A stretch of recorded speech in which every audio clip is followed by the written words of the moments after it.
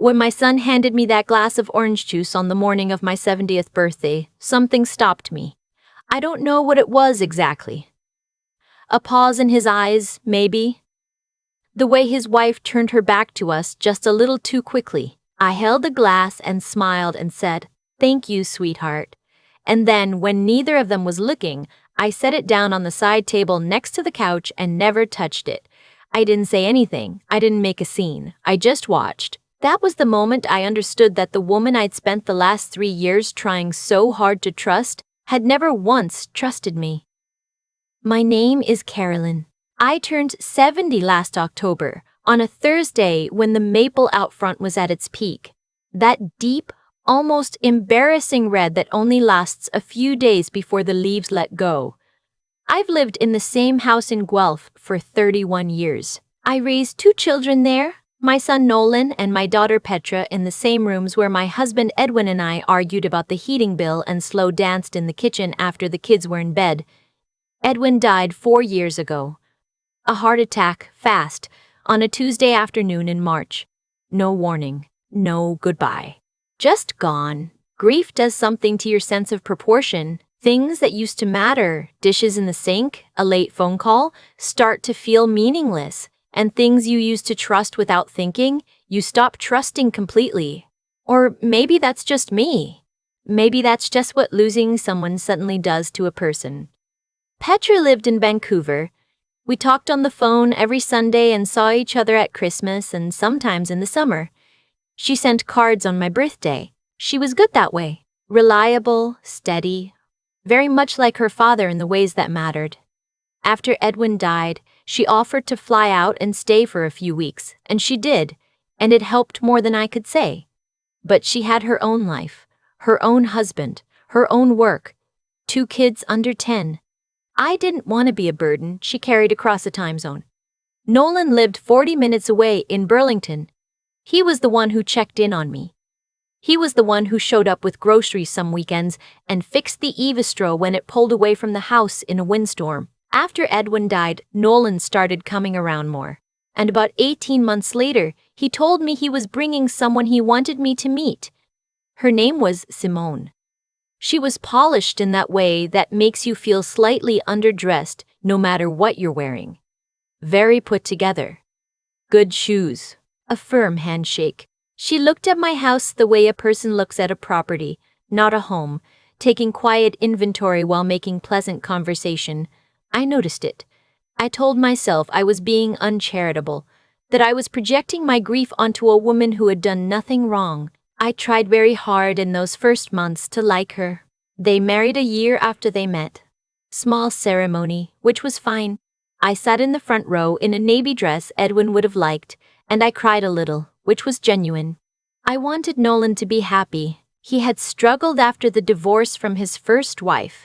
Years of being lonely in a particular way that's hard to watch in your own child. When he smiled at Simone at the altar, it was a real smile. That was enough for me. Or I told myself it was. The troubles started quietly. The way it always does. The first thing was the paperwork. About 8 months after the wedding, Nolan came over on a Sunday afternoon with a folder. He sat down at my kitchen table, where he'd done his homework as a boy, and he spread out some documents and explained that he and Simone had been talking to a financial planner. He said at my age, it was worth thinking about what would happen to the house if something happened to me. He said it in a careful way, a rehearsed way. I could hear her in the phrasing. I was 68 years old. I had just renewed my gym membership. I was not at death's door. But I listened. I read what he put in front of me. One document was a basic will update, which I'd been meaning to do anyway. The other was a continuing power of attorney for property. Standard enough, I knew what it was, naming Nolan as my attorney, with Simone listed as alternate. I signed the will update. I asked to take the POA home and read it more carefully first. Nolan looked briefly at something over my shoulder, at nothing really, and said, "Of course, Mom, no rush." I called Petra that night. She said it sounded reasonable on the surface, but that I should have my own lawyer review it. She said this gently, the way she says most things. I said I would. I didn't, right away. I kept putting it off. The months had a way of sliding past. The second thing was the basement apartment. My house had a partially finished lower level. Edwin had planned to make it a proper suite eventually, but never got around to it. Nolan mentioned over dinner one evening that with interest rates the way they were, rental income could really help me, and he knew a contractor who could finish the space properly for a reasonable figure. He said he and Simone would help coordinate everything since I'd find it stressful to manage tradespeople on my own. I thought about that phrase for a long time afterward. Stressful to manage on my own, as if I hadn't managed every single thing in this house for 31 years, including the years when Edwin traveled for work and I was doing it all with 2 children and a full-time job in hospital administration. But I let them coordinate. I thought I was being practical. I thought I was accepting help gracefully, the way you're supposed to. The contractor they found charged more than the quotes I looked up online. When I mentioned this, Nolan said the difference was quality, experience, warranty. The renovation took 4 months. When it was done, Nolan and Simone suggested I rent it below market because a good, quiet tenant was worth more than a few extra dollars a month. The tenant they found, a young man named Brandon, turned out to be a colleague of Simone's from work. I noticed these things. I filed them away. I wasn't sure yet what I was noticing. The third thing was the bank. I had been at the same credit union for 26 years. I had a checking account, a small TFSA, and the house. Edwin had left a modest life insurance payout, and I'd put most of it into a GIC that I rolled over every 18 months. Not a fortune, but enough to feel solid, to feel like I wasn't going to be a burden to anyone. Nolan mentioned, around that same time, that he'd heard from Simone that his credit union offered senior accounts with better rates and that it might be worth a conversation. I told him I was happy where I was. He nodded and dropped it. 2 months later, Simone asked if she could come with me to run some errands. Said she needed to pick up something in my part of town. We stopped for coffee. It was pleasant, actually. She could be pleasant when she wanted to be. Somehow we ended up walking past a branch of her credit union and she said, "It'll only take 20 minutes. And before I'd quite thought it through, I was sitting across from an advisor who already seemed to be expecting me. I opened a new account that day. I don't entirely know how it happened. Or maybe I do know, and I'm still not comfortable saying it plainly. She was persuasive in a way that didn't feel like persuasion until afterward. Over the next several months, some of my automatic deposits, my CPP, my small workplace pension from the hospital, were redirected to that new account. Nolan helped me set up online banking on a tablet he bought me, showed me how to use it. It was easier than my old system, he said, which had been paper statements in a binder on the shelf in my study. I stopped looking at those paper statements. I want to be honest about this because I know it's the part that's hard to explain. I spent 23 years managing patient billing systems for a regional health authority. I understand spreadsheets. I understand where money goes. After Edwin died, I stopped paying the same attention. The numbers felt beside the point. I paid my bills. I knew roughly what was in my accounts. I trusted my son. That was the error. Not the spreadsheets. The trust. It was Petra who caught it. She came to visit in late August, the summer before my birthday, and she was going through some things in the house, helping me sort through boxes in the attic, the kind of project I'd been avoiding. She's good at that, methodical, doesn't get sentimental about objects the way I do. At some point, she asked if she could look at my financial accounts because she wanted to help me think through whether my GIC rollover was still making sense given the rate environment. I gave her my login. I went to make tea. She came into the kitchen 10 minutes later and sat down across from me and put her hands flat on the table. She had her father's face in that moment, the particular expression Edwin wore when something needed to be said carefully. She said, "Mom, when did you agree to add Simone to your account?" I said I hadn't. She turned the tablet toward me. There, on the account I'd opened the previous year, Simone was listed as a joint account holder. Had been for 14 months. I sat with that for a moment. The kitchen was very quiet. The fridge was making that low hum it makes in the warm months. I said, "Show me the transactions."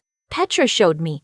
Over 14 months, a total of just over $19,000 had left that account in a series of transfers. Some to what appeared to be a joint line of credit I had no memory of signing for. Some to an account I didn't recognize at all. No single transfer was large enough to immediately alarm anyone reviewing a monthly statement. 300 here, 800 there. Once 2,200, spread out, easy to miss, especially if you'd stopped checking carefully. I didn't cry. I remember being surprised by that. I thought I would cry. Instead, I felt something settle into place, a cold, clear kind of understanding. The way the world looks right after the first hard frost. I told Petra not to say anything to Nolan yet. She didn't like that, but she agreed. The following Monday, I drove into Hamilton and walked into the office of a lawyer I'd found on my own, through the Law Society of Ontario's referral service. Not anyone Nolan or Simone knew, not anyone connected to them in any way. His name was on the door in plain letters. The office smelled like coffee and old carpet. He was patient and unhurried, and when I finished explaining, he asked me several questions and then said that what I was describing was, in his view, a serious matter. We went to the POA document I had never signed, the one I'd asked to take home, and he confirmed that it had never been properly executed, that I had never returned it. He told me what that meant in practical terms, which was that Simone had no legal authority over my property, and that the joint account designation may have been added fraudulently, and that I should act quickly and carefully. Over the next 3 weeks, I did the following things. I contacted my original credit union and began the process of restoring my accounts there with the help of a fraud specialist they put me in touch with. I closed the joint account. I contacted the Canada Revenue Agency to protect my tax accounts. I updated my will through that Hamilton lawyer with clear, explicit instructions. I also, quietly, without announcement, had my locks changed on a Tuesday when I knew Nolan was at work. I did not confront anyone. Not yet. I went back to my routines. I drove to my fitness class on Wednesdays. I had dinner with my friend Wendy on the first Friday of the month, the way we always did. I raked the leaves in the backyard when they fell, which they did in one long, tiresome week in mid-October. My birthday was a Thursday. Nolan and Simone came with a cake from the bakery on Lakeshore and a wrapped gift, a cashmere cardigan in a shade of blue that was Simone's taste, not mine. We had dinner at my table. I'd made roast chicken, which Nolan had loved since he was 7. Simone talked about a renovation she was planning for their kitchen, countertops, something about soapstone. I listened and passed the bread. After dinner, Nolan went to the bathroom and Simone went to the kitchen to get plates for the cake. She came back with a glass of orange juice she said she'd poured for me. Said she knew I sometimes had a glass in the evening. I did not usually have juice in the evenings. She would not have known that. I thanked her and held the glass and, when she turned to call to Nolan, I set it on the side table. I watched her eyes go to it briefly, then away. I did not drink it. I don't know what was in it. I never had it tested. Maybe it was just juice. Maybe my mind had been sharpened by months of quiet vigilance into something that saw threat where there was none. I have thought about this many times, but I also know what I saw in her eyes when she handed it to me, something quick and calculating. And I know what I saw when she glanced at the untouched glass 40 minutes later. A flicker of something that was not disappointment exactly, more like recalibration. Nolan opened a bottle of wine and we had cake. He told a story about a trip they were planning to Portugal.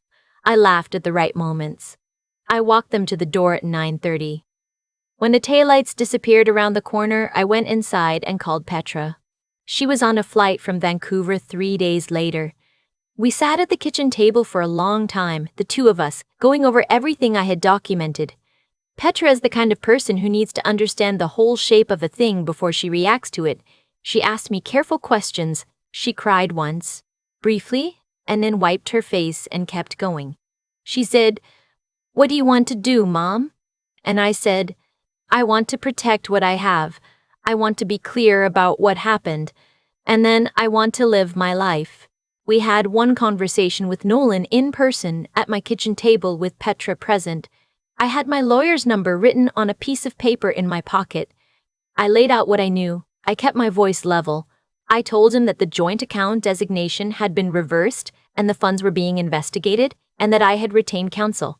I had expected anger. What I got was silence, and then a kind of crumbling, his face going slack and young, the way it used to look when he was a boy and had done something he knew was wrong. He said he hadn't known. He said he hadn't known everything. He said her name like it was an explanation. Maybe he hadn't known everything? I genuinely don't know. That is the part I sit with still. Simone was not at that meeting. She has not been in my house since. The financial matter was addressed in the end through civil means with the involvement of my lawyer and hers. I recovered the majority of what had been taken. It was not a clean resolution, nothing like this is, but it was a resolution. Nolan and I are in a kind of careful middle distance now. He calls on Sundays, which I think is his way of trying. I answer, which is mine. Petra says I'm more patient than she would be. Maybe. Or maybe I just know the difference, finally, between the people who show up and the people who perform showing up. It took me longer to learn that than I'd like to admit. The maple out front turned red again this autumn. I stood on the porch with my coffee and watched it for a long time. 31 years, that tree has done this. Every October, without anyone asking, without anything required of it. Just that brief, extravagant color, and then the letting go. I'm still here, still in my own house, with my name on the deed, my accounts in order, and a new lock on the door that only I have the key to. The cashmere cardigan in the wrong shade of blue is at the Goodwill on Stone Road. I bought myself a birthday present instead, a week late, a proper armchair for the front room, the kind Edwin and I had always talked about getting and never did. I sit in it sometimes in the evenings. I read, or I just sit. That is enough. At 70, after everything, I can tell you with complete certainty that being quietly, solidly, undisputedly okay is not nothing. It is very nearly everything. There's a thing I've come to understand about the way cause and consequence actually work. Not in a mystical sense, not in the way people say, what goes around comes around, as if the universe is keeping score. More quietly than that, more plainly, the choices we make, over time, become the life we're living. Simone made her choices, so did Nolan, in his way. And for a long time, so did I. The choice to look away. To call it graciousness when it was really avoidance. To sign things without reading them carefully because I didn't want to be the kind of mother who made her son feel distrusted. That last one cost me nearly $19,000 and 2 years of my life. And I've had to sit with the fact that I was not only a victim in that story, I was also someone who made it easier than it needed to be. What I know now is that real integrity, the kind that holds when it's tested, isn't about being suspicious of people. It's about being honest with yourself. Honest about what you're seeing even when your seeing is uncomfortable. I saw things in Simone from the very beginning. The inventory she made of my house with her eyes. The way she steered conversations without appearing to. The contractor she found. The account she suggested. The tablet Nolan set up that made it so easy to stop looking at paper statements. I filed all of it away and told myself I was being uncharitable. That was not wisdom. That was self-deception dressed up as kindness. Petra has her father's mind, methodical, careful, unwilling to accept an answer just because it's convenient. She sat down at my kitchen table and looked at the numbers without flinching, and she asked me the question directly, and that clarity, that refusal to soften what needed to be said plainly, that is what I think of when I think about genuine intelligence, not cleverness, not credentials. The willingness to see what's in front of you and name it. I think about Nolan on the worst days, whether he knew everything or only some of it, or told himself he didn't know so he wouldn't have to act. I genuinely don't know. What I know is that the people in our lives who actually show up for us don't require us to perform trust we haven't yet earned. They earn it. Slowly, over time through consistency, to showing up on the ordinary Tuesdays, not just the birthdays. What got me through the months between Petra's visit and the resolution of the legal matter was something I can only describe as the decision to keep going, not bravely, not dramatically, just keep going, drive to the fitness class, have dinner with Wendy, rake the leaves. The mundane persistence of ordinary life is not nothing.